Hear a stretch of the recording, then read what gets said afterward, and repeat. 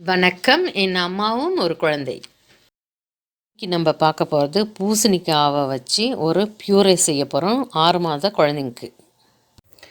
இந்த பூசணிக்காய் வச்சு பொட்டால் செய்யறதுக்கு தேவையான பொருட்கள் ஒரு உருளைக்கிழங்கு, ஒரு கேரட்டு, ஒரு பத்தை பூசணிக்காய், கொஞ்சோண்டு பட்டர் கொஞ்சோண்டு தேவை, கொஞ்சம் உப்பு போடணும், அவ்வளோதான். இது சீக்கிரமாகவும் செஞ்சிடலாம்.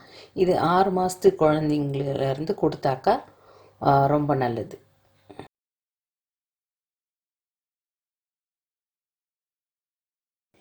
இப்போ இந்த பூசணிக்காய் பொத்தாள் செய்யறதுக்கு இந்த பூசணிக்காவை சின்ன சின்னதாக வெட்டி வச்சாச்சு.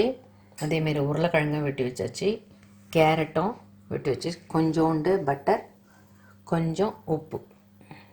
6 மாதத்து குழந்தைக்கு சாப்பாடு செய்யறதுனால இந்த குட்டி குக்கர் இது போதும்.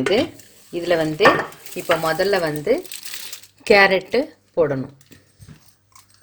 கேரட்டை போட்டுட்டு இது கொஞ்சம் வேகிறதுக்கு லேட்டாக இதை அடியில் போட்டுக்கணும்.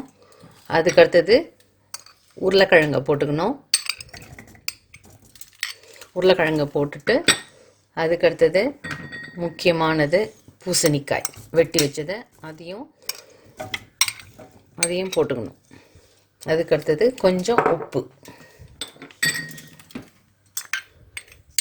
கொஞ்சம் அப்புறமா தேவை பத்தலைன்னா அதுக்கப்புறமா நம்ம சேர்த்துக்கலாம். இதில்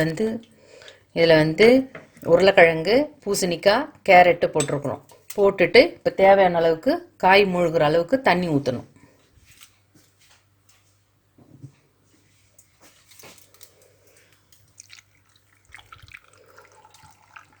தண்ணி ஊற்றிட்டு இப்போ விசில் போட்டு 20 நிமிஷம் கழித்து நிறுத்தி எடுக்கணும்.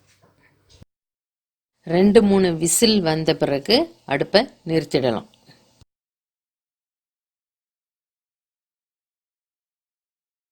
இப்போ இதை நல்லா போட்டு அரைச்சி மிக்ஸ் பண்ணி எடுத்தாச்சு. இப்போ இந்த சூடாக இருக்கும் பொழுது கொஞ்சம் பட்டர் போட்டு கலந்து குழந்தைங்களுக்கு கொடுத்தா ரொம்ப நல்லது. சூடாக இருக்கும்போதே இந்த பட்டர் நீங்கள் போடுறதுனால அந்த சூடுலேயே கரைஞ்சிடும்.